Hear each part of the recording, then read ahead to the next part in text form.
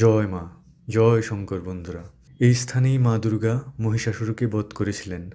Government বাসে এটা pass per person 60 rupees করে, ভ্যালিড টিল মিডনাইট 12 o'clock। কর্ণাটকের মাইসুরে অবস্থিত সমুদ্রপৃষ্ঠ থেকে 3,489 ফিট উঁচুতে, ব্যাঙ্গালোর থেকে মাত্র 140 কিলোমিটার দূরে অবস্থিত 1,000 বছরেরও অধিক পুরনো মা চামুণ্ডা দেবীর এই মন্দির চামুণ্ডেশ্বরী পাহাড়ে অবস্থিত।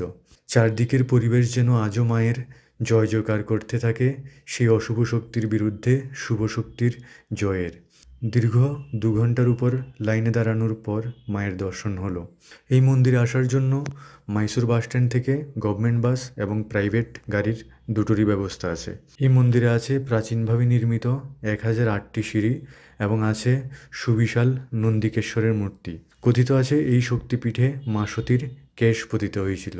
তোমরা ব্যাঙ্গালোরে বা মাইসুরে এলে অবশ্যই ঘুরে যেও মা চামুণ্ডেশ্বরী দেবীর মন্দির। জয় মা, হর হর মহাদেব।